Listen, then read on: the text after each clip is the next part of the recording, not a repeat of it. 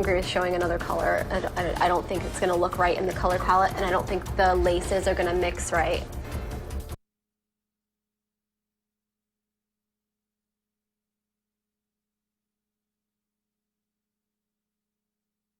From Comedy Central's World News headquarters in New York, this is The Daily Show with Jon Stewart.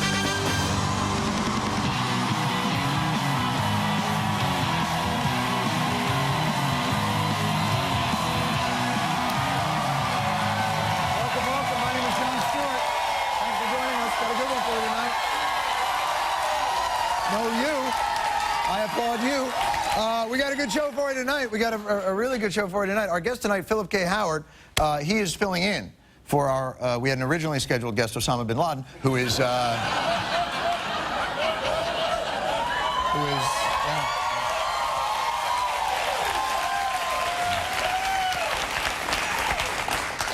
the time we thought it was a pretty special booking, and I knew he would puss out.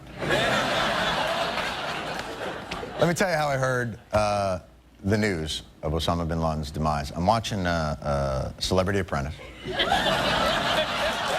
Now I'm watching it to see if Obama and Seth Meyers' absolute shellacking of Donald Trump at the White House Correspondents' Dinner on Saturday had left a visible mark. I'm watching this Apprentice episode, even though the episode had been taped prior to the Correspondents' Dinner. The demolition of Trump at the Correspondents' Dinner was so thorough. I thought it might actually supersede the rules of dimensional time and space and leave a mark on future episodes of The Apprentice. Well, all right. So on The Apprentice, just when it looked like the sad, dark-haired lady was about to be ritually sacrificed by the lady who used to ruin The View. This is an NBC News special report. Good evening from Washington. I'm David Gregory. We will hear from the President of the United States. He will address the country and... Boom! What? They break into Celebrity Apprentice. This is like 10:30 at night. Out of nowhere, the president has an announcement.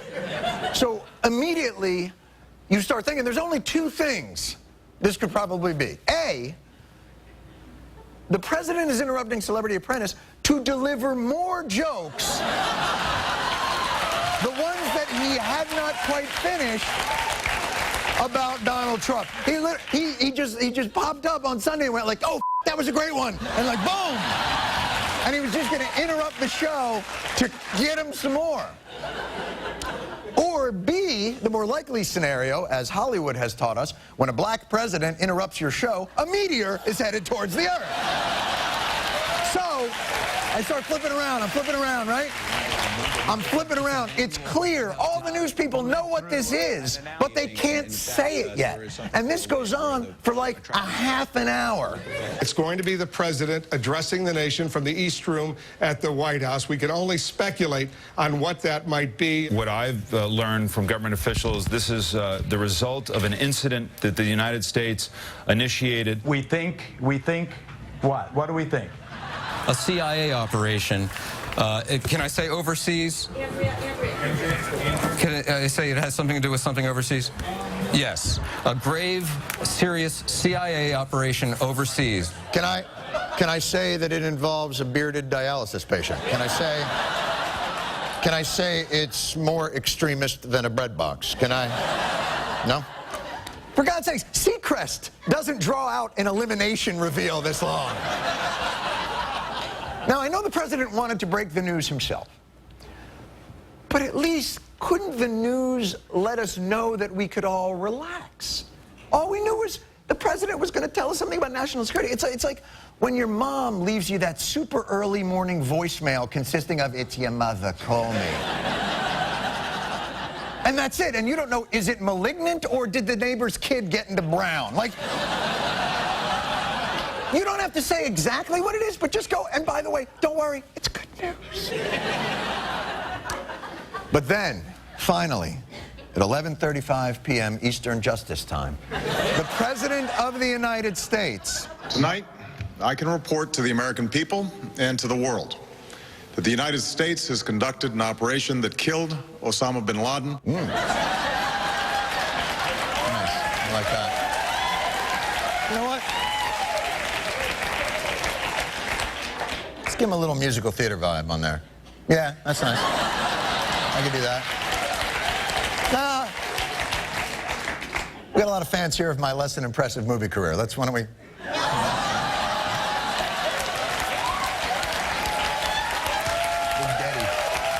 Daddy. There you go. All right. Here we go. As an American, as a New Yorker, you felt like the news couldn't get any better. And then it did. Today, at my direction, the United States launched a targeted operation against that compound in Abbottabad, Pakistan. What? Not only did we kill bin Laden, we killed him in Abbottabad? Abbottabad sounds like the name most New Yorkers would have invented for the fictional place they would have loved to kill bin Laden. Abbottabad. Abbottabad. There's no question in my mind. Hey, I'll tell you what I would do. You give me a gun. You drop me into Abbottabad or whatever they call their cities over there. I'll give him a shot.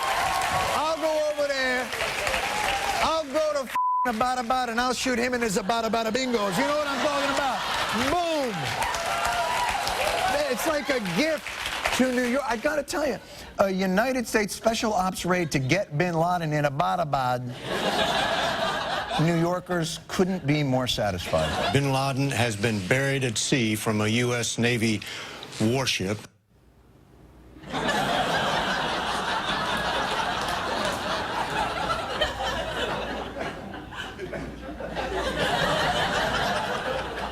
You just threw him off a boat?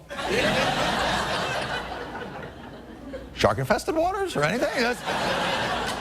Couldn't we at least have considered, carbonite? Maybe done one of them? Put it up in the West Wing, do a little wall hanger or something. I suppose I should be expressing some ambivalence. I suppose I should be expressing some ambivalence about the targeted killing of another human being, and yet, no. I just want details. What look did he give when bin Laden realized that the helicopters overhead were not giving traffic and weather updates? You think he pulled a Culkin? Maybe he gave a little more dramatic chipmunk. I mean, believe me, he wasn't expecting it. He was living in some staid and upscale Pakistani suburb for some time when we got him. This guy's out there preaching suicide bombings and jihad, pretending he's Gandalf wandering the frontier, all the while living like one of the housewives of Orange County. Of course, on any occasion like this, there will be people who will try and give us perspective. This is not the time. There will be some, including al-Qaeda supporters, al-Qaeda affiliates, who will not be happy about this and no doubt are already plotting revenge. As satisfied as we are right now, we also realize that this increases the threat to the United States. In the short term, there could be some kind of a reprisal attack. Yes, we shouldn't have killed him. Now the terrorists are going to want to attack us. But you know what? Even when they do, you know who won't see it? Bin Laden. Because we shot out his eyes, and now he lives in a pineapple under the sea. I am way too close to this whole episode to be rational about this in any way, shape, or form. Last night was a good night. For me, and not just for New York or D.C. or America, but for human people. The face of the Arab world in America's eyes for too long has been bin Laden, and now it is not. Now the face is only the young people in Egypt and Tunisia and all the Middle Eastern countries around the world where freedom rises up. Al-Qaeda's opportunity is gone. Al-Qaeda's opportunity is gone. For the last 10 years, Al-Qaeda had the world's attention. They apparently wanted an ideology competition. And for all of our rights and wrongs and the world's rights and wrongs, all Al-Qaeda seems to have come up with is, all right, we'll kill some Americans. How about killing some British people? Maybe bombing Yemen or something. Shoe bomb doesn't work? How about an underwear bomb? They have nothing. Can they still do damage? I'm sure. But we're back, baby. I went on Google Earth last night. Take a look at the time-lapse footage of our southern coast. Not only did we get fully erect, our testicles descended. We're back, baby. We'll be right back. The Daily Show is brought to you by Minute Maid. Wake up your mojo with Minute Maid OJ. It's all new tomorrow night. Lamar Odom recently honored with the NBA's Sixth Man Award. A thrilled Odom said, "This more than makes up for me accidentally marrying the wrong Kardashian." Welcome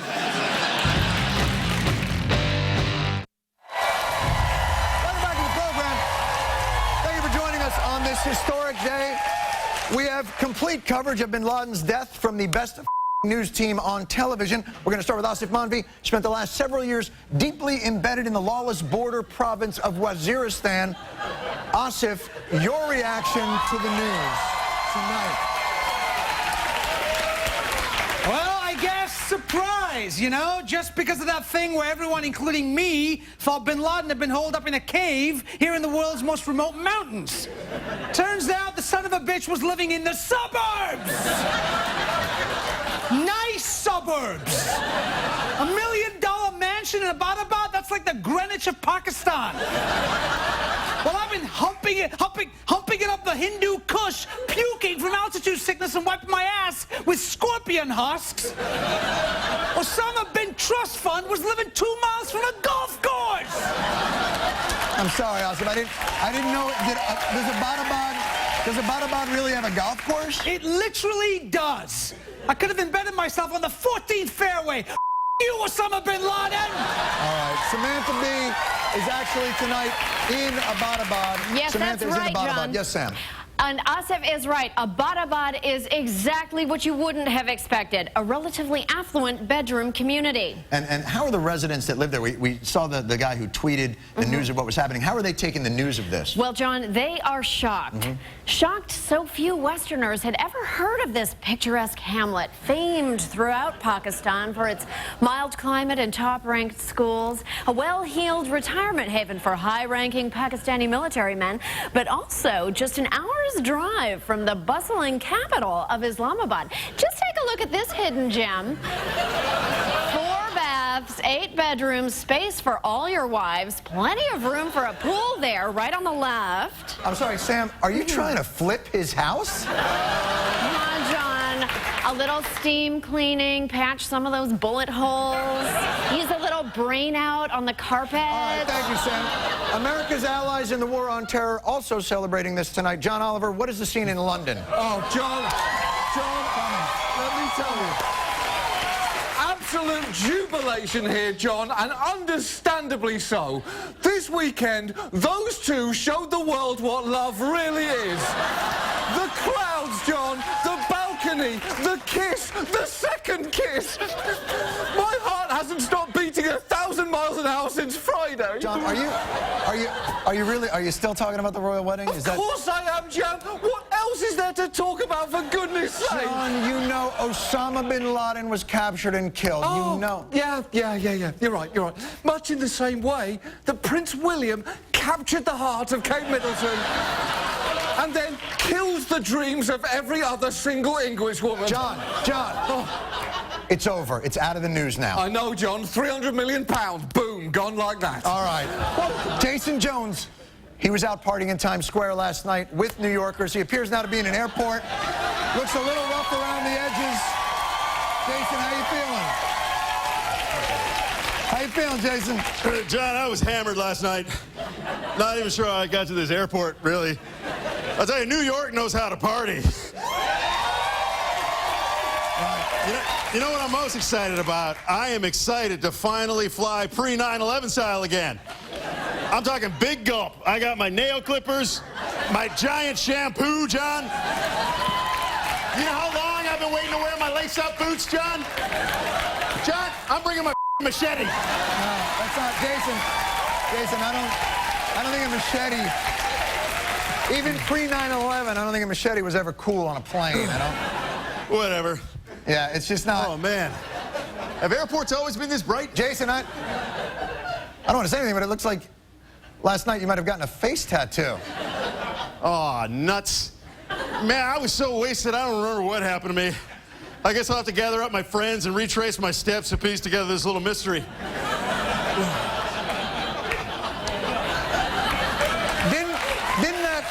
Didn't that almost exact same thing just happen to you like 2 years ago? Still a funny premise. All right.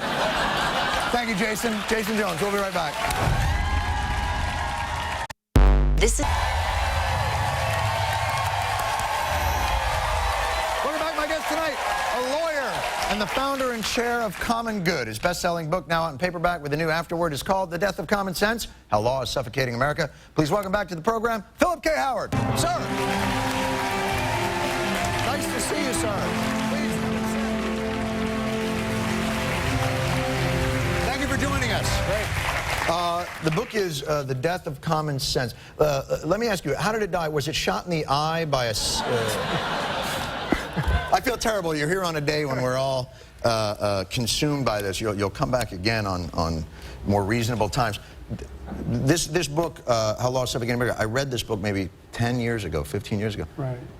It really kind of was a stark portrait of how we have maybe legislated ourselves out of efficiency or reality. Right. People can't make choices anymore. You can't, you go become the governor, you show up, and you find that 75% of the budget's pre-committed in legal concrete, so you can't do anything about it. Even if, well, in the case of New York, there was this juvenile facility upstate where there were no juveniles, and it cost $50 million a year to run, but the governor can't close it because of a law that says you have to give 1 year's notice whenever there's a unionized employee before closing a facility.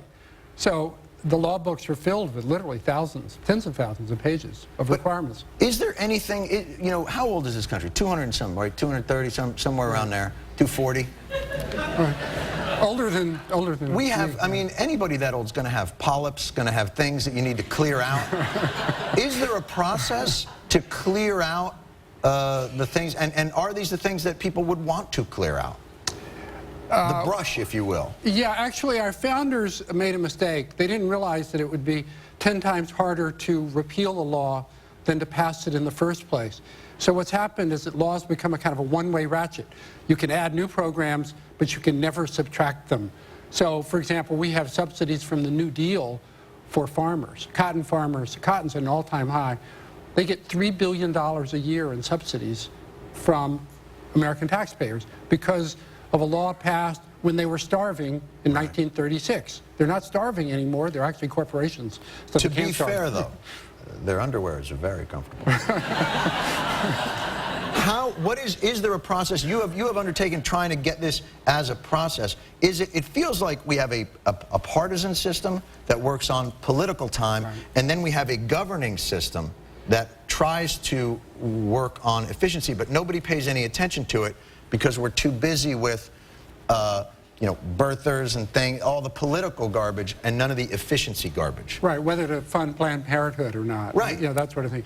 Yeah, that's right. And so what happens is the people running government are shackled to this huge, rusty 19th century, early 20th century legal infrastructure that doesn't allow them to make choices. They can't approve the power line after a year. They have to wait 10 years. They can't balance the budget. They can't well, last week, they can't maintain order in the classroom because they can't touch a child. So the 7-year-old in Queens is arrested by the police and put in handcuffs.